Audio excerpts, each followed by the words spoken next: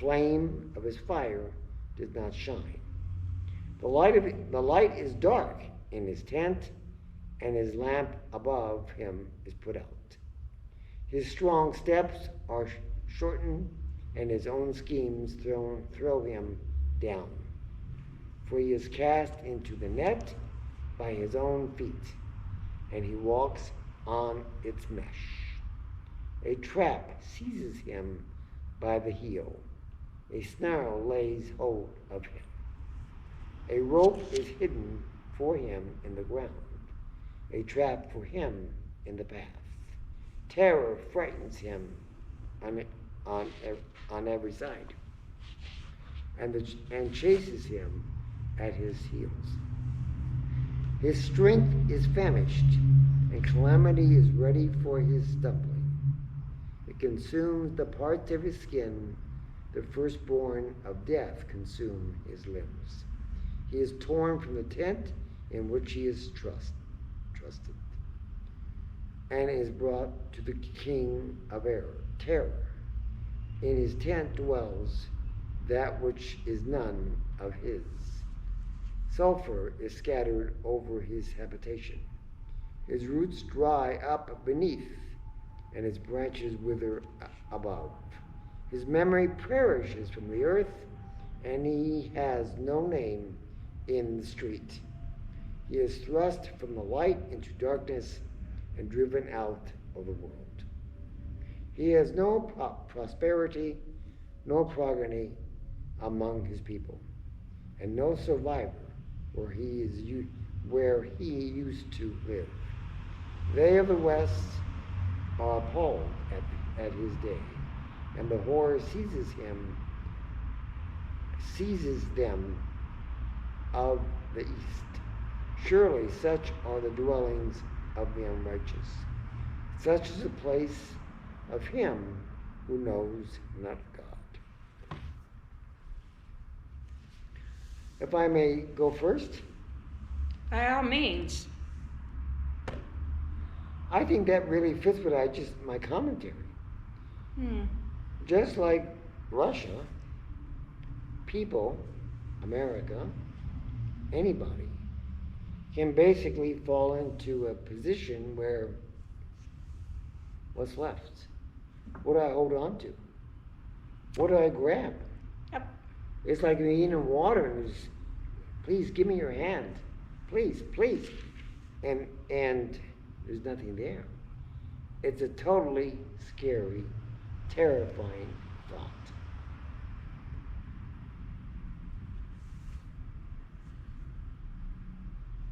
Please.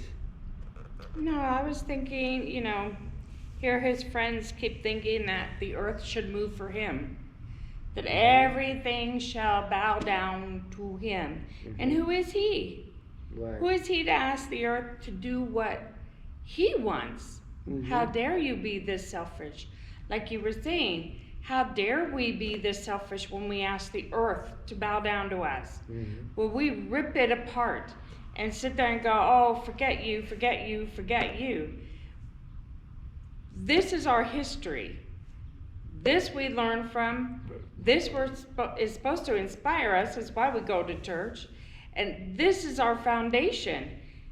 And if we don't change who we are as a people, then the earth is going to get tired of us and swallow us up.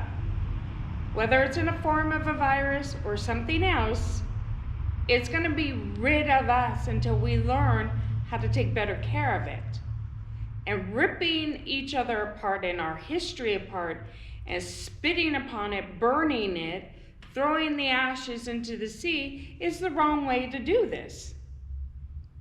And history repeats itself.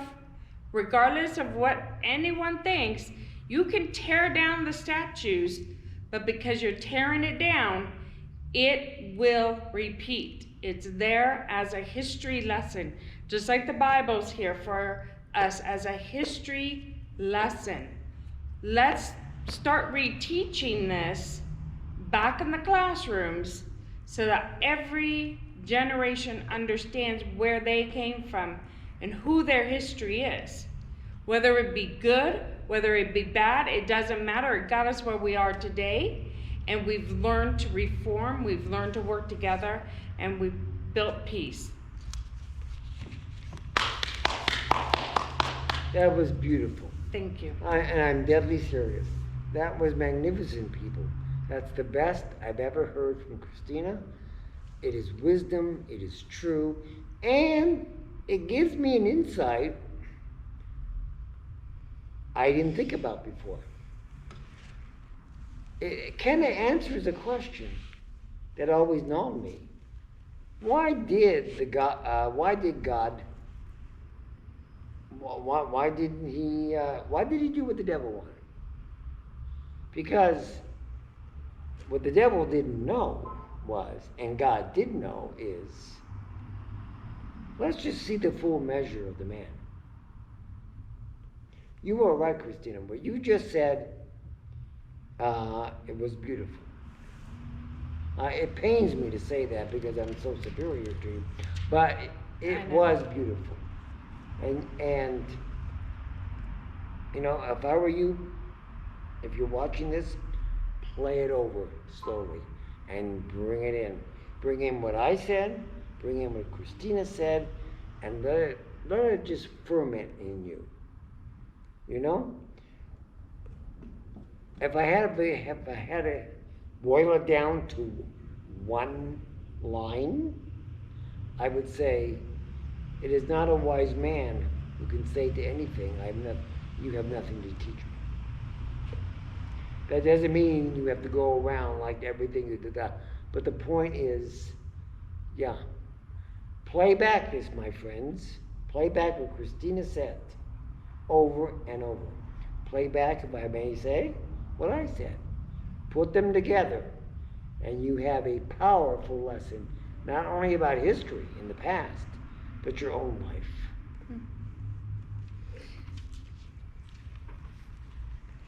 Are you happy now? Let's go to Job. Anyway, thank you. Okay. Then Job answered and said, how long will you torment me and break me in pieces with words? These 10 times you have cast reproach upon me, and you not ashamed to wrong me? And even if it be true that I have erred, my error remains with myself. If indeed you magnify yourself against me and make my disgrace an argument against me. Know then that God has put me in the wrong and closed his net above me. Behold, I cry out, violence, but I am not answered. I call for help, but there is no justice. He has walked up my way so that I cannot pass. He has set darkness upon my path. He has stripped from me my glory and taken the crown from my head. He breaks me down on every side, and I am gone. And my hope has pulled up like a tree. He has kindled his wrath against me and counts me as his adversary. His troops come on together, and they cast up their siege ramp against me. They encamp around my tent. He has put my brothers far from me, and those who knew me are wholly estranged from me. My relatives have failed me. My close friends have forgotten me. The guests in my house and my male servants count me. Servants. I'm sorry? Maid. Thank you. Count me as a stranger. I have become a foreigner in their eyes. I call to my servant, but he gives me no hope, no answer.